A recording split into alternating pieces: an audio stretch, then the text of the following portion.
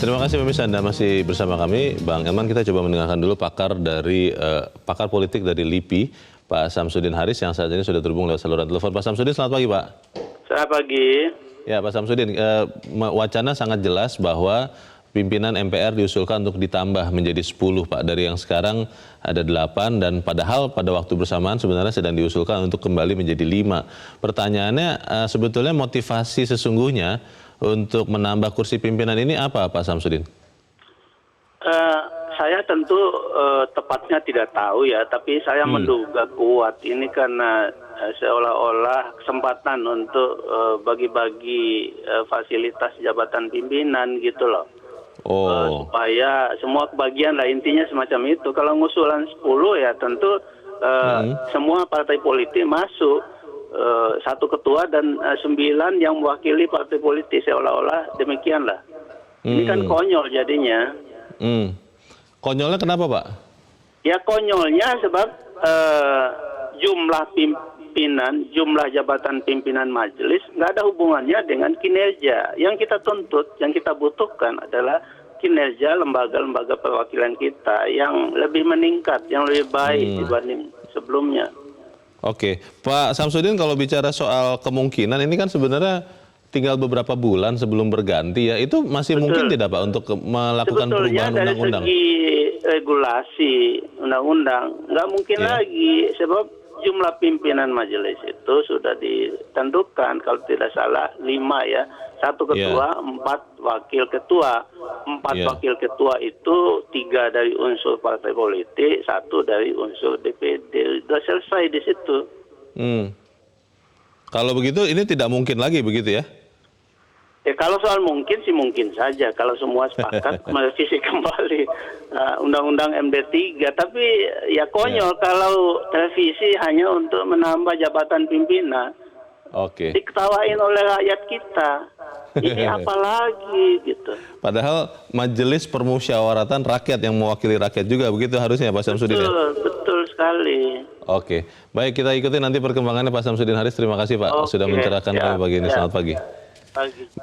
Pak Samsudin Haris mengatakan, Bang Elman, konyol kalau sampai diubah. Ini bagaimana, Bang? Iya, ya konyol memang konyol. Itu benar itu. Jadi yang pasti rakyat akan marah. Gini loh, Leo, MPR itu bukan milik elit loh. Itu bukan miliknya partai politik. Itu milik rakyat loh. Rakyat yang berhak menentukannya gitu kan. Jadi bukan mereka gitu ya. Jangan dibalik. Jadi rakyat sebetulnya pasti marah nih sekarang. Kenapa marah, Bang? Ya, yang dibutuhkan rakyat bukan penambahan jumlah pimpinan. Tapi yang dibutuhkan rakyat adalah kinerja lembaga ini. Lembaga MPR. Lembaga MPR. Tentu itu harus diperlihatkan oleh kemampuan pemimpinnya untuk mendorong. Mungkin banyak orang yang masih belum paham betul fungsi dan akhirnya mengukur kinerja MPR ini bagaimana, Bang? Ya, kan sebetulnya kan fungsi MPR ini kan kalau kita baca Undang-Undang Dasar kan ya melantik presiden. Melantik presiden kan. Ya, meminta pertanggungjawaban presiden. Mana tahu terjadi misalnya kan. Tapi kan sebetulnya kan di luar itu ya kalau sekarang kan misalnya 4 pilar dan sebagainya. Jadi sebetulnya sederhana, tetapi dibuat rumit. Nah, makanya saya bilang kan aneh juga ketika mereka mengusulkan 10. Kalau saya sih ya kalau memang mau mengusulkan, kenapa nggak sekalian tiap fraksi jadi 3 pimpinan kan? Setiap partai mengirim 3 pimpinan. 3. Nah dari DPD juga 3. Jadi ada 20. Berarti jadi 30 kan gitu. Kan? Sekalian aja biar rame. Bila perlu juga pimpinan DPR juga tambah lagi gitu ya. Biar ramai gitu. Kan nanti susah pengambilan keputusan, Bang, sebanyak itu. Ya ternyata mereka tidak memperdulikan susah atau tidak susah. Yang penting nafsu kekuasaan itu mereka dapatkan. Ini kan sebetulnya kan nafsu kekuasaan. Ketika mereka tidak lolos menjadi pemenang peraih suara terbesar sesuai dengan urutan kan, misalnya kan ini kan 5. Kalau 5 berarti kan tidak semua 9 fraksi itu dapat pimpinan kan. Hanya 5 yang teratas. Hanya 4 dong. 4 ya, karena ada DPD kan. Hanya 4. Jadi berarti 5 tidak ikut diwakili kan. sebagai pimpinan. Dia merasa ya kita juga pingin dong. Oh. Pingin juga dikawal pakai apa itu? Pengawal mobilnya mobil, juga RI sekian dapat gitu. kantor yang bagus, dapat fasilitas. Iya. Dia nggak tahu itu akan membebani rakyat kan. Tapi kalau kemudian alasannya begini Bang, ini kan MPR ini adalah Majelis Permusyawaratan Rakyat, tidak ada oposisi, tidak ada pemerintah, ya harus terwakili semua dong di dalam. Itu kan usulan mereka begitu. Itu kan Bagaimana, Bang? akal-akalan. Oh. Itu akal-akalan aja. Jadi kalau misalnya kalau kita tanya apa, ya bancakan aja. Bagi-bagi, Nafsu aja. bagi-bagi kekuasaan. aja. Bahkan kalau bila perlu sebenarnya maunya mereka, walaupun mereka kalah di Pilpres kemarin, semua partai politik juga mendapat kursi di menteri. Mungkin bukan kalau bisa akan mereka usulkan juga 100 menteri seperti zaman Orde Lama. Atau jangan-jangan usulan untuk presidennya ada shiftnya begitu Bang? Ada dua shiftnya tiap tahun. shift pagi, shift malam shift gitu ya. malam. Jadi kalau kita mengikuti nafsu daripada para pemimpin politik ini, kalau bisa itu hidupkan lagi tuh kabinet 100 menteri zaman Orde Lama. Waduh, itu kan tapi ada juga konon kabarnya saya nggak tahu itu. Katanya dari pencopet dari Senen juga masuk jadi menteri. Saya nggak tahu.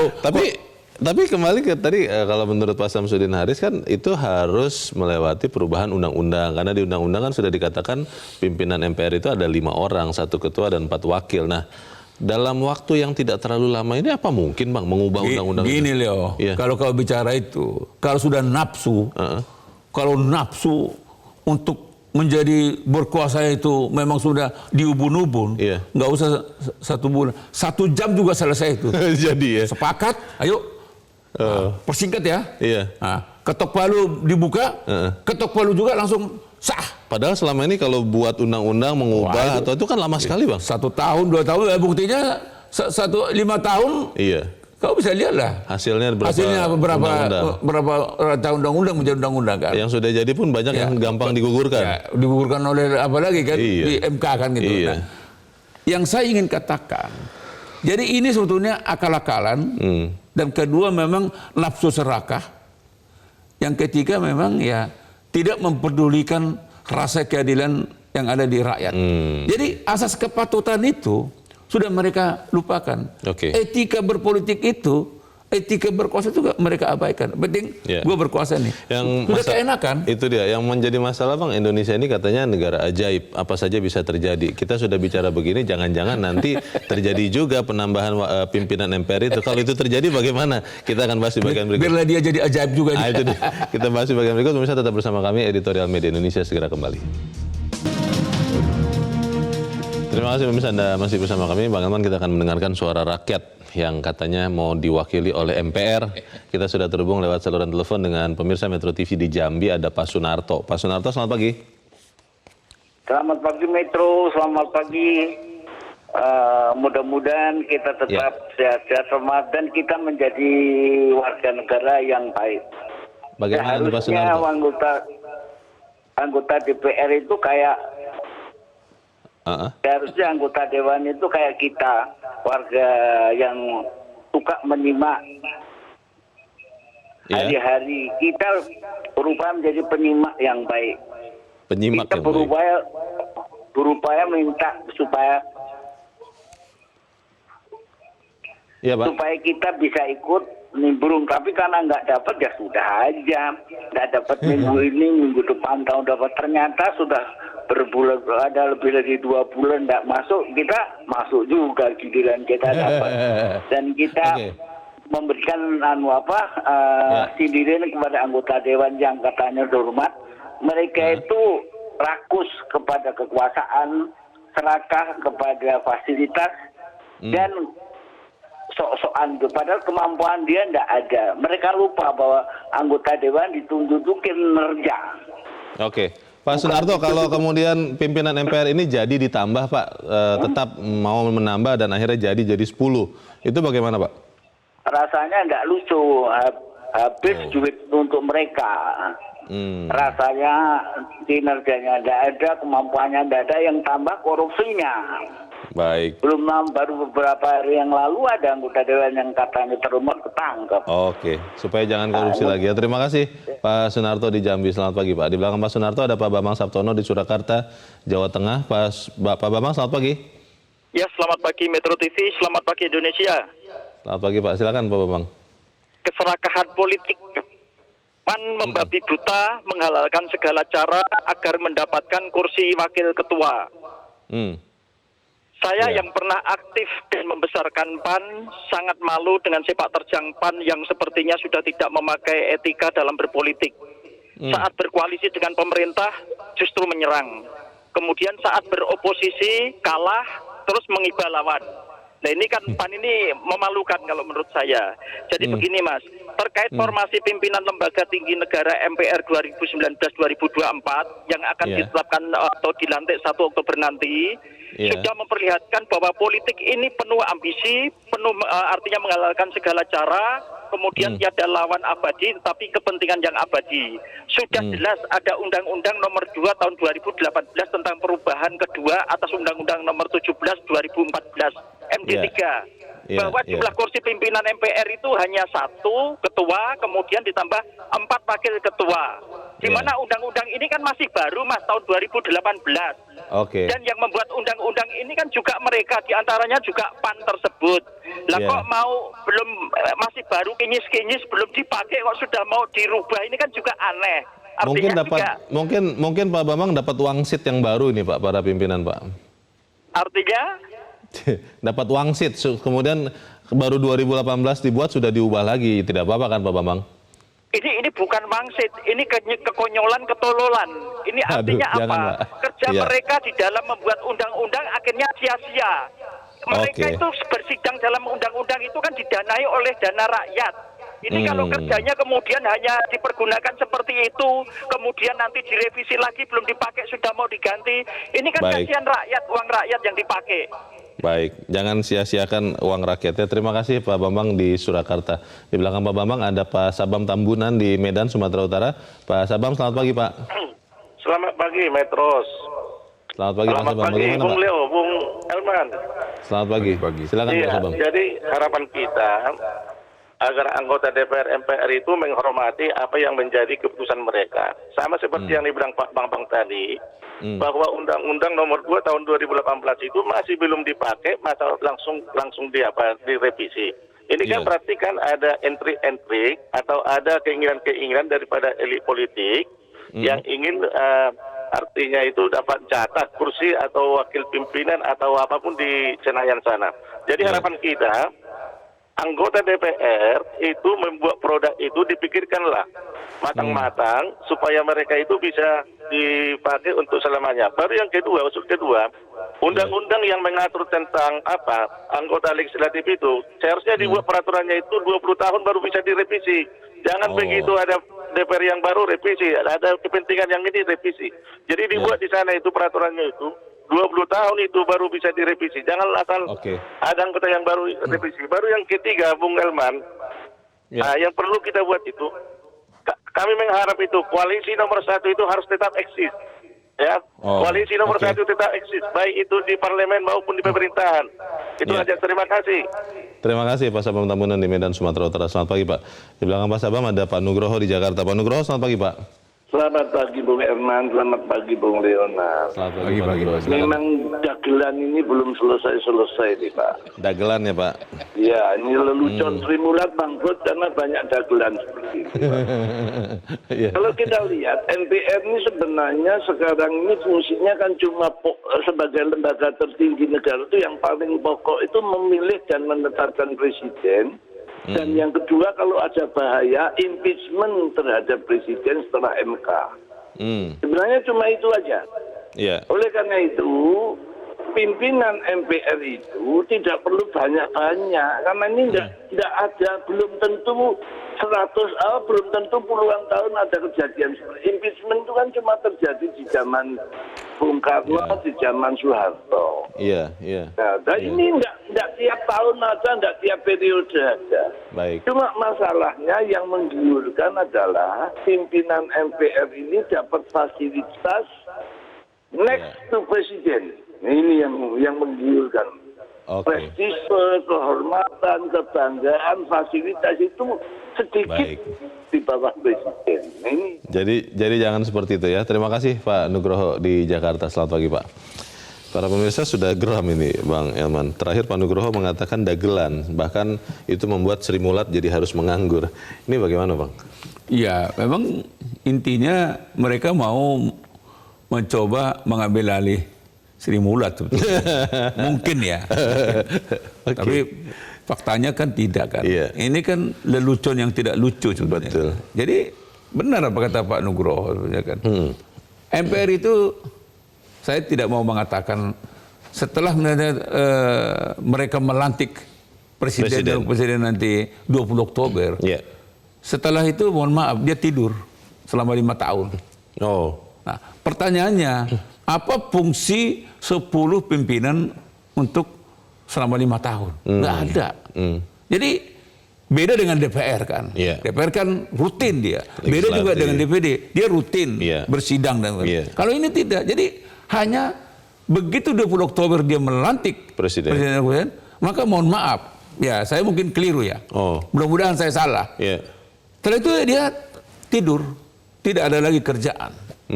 Ya kecuali ya itu tadi ya 4 pilar dan sebagainya. Tapi itu kan tidak perlu dalam Iya. paripurna kan gitu. Iya. Nah, Iya. sekali lagi kita mau katakan ya janganlah memanfaatkan kesempatan untuk membebani Rakyat. anggaran rakyat ini. Jadi kalau kau memang masih serakah, kalau kau mau rakus, jangan gunakan lembaga MPR. Kau di luar aja, jangan jadi anggota MPR aja. Iya. Ini kan ya jujur aja. Apa artinya pemilihan umum itu kalau semua juga dibagi sama? Akhirnya masuk semua. Akhirnya masuk semua. Semua kan? memimpin. Semua pemimpin. Terus ngapain lomba ya? Ngapain lomba gitu kan? Itu saya katakan tadi. Iya.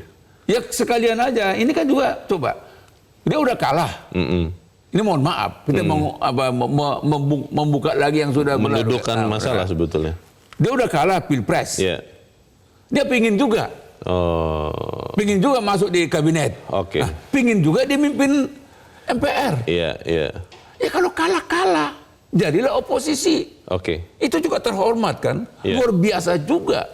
Kembali pertanyaannya Bang Elman, kalau kita sudah bersuara seperti ini ternyata jadi juga itu 10 pimpinan MPR, apa yang harus dilakukan? Kita akan bahas di bagian berikut. Pemirsa tetap bersama kami, Editorial Media Indonesia segera kembali. Terima kasih pemirsa Anda masih bersama kami. Kita di bagian akhir dari diskusi kita pagi ini. Bang Elman, Indonesia itu suka dikatakan negara ajaib.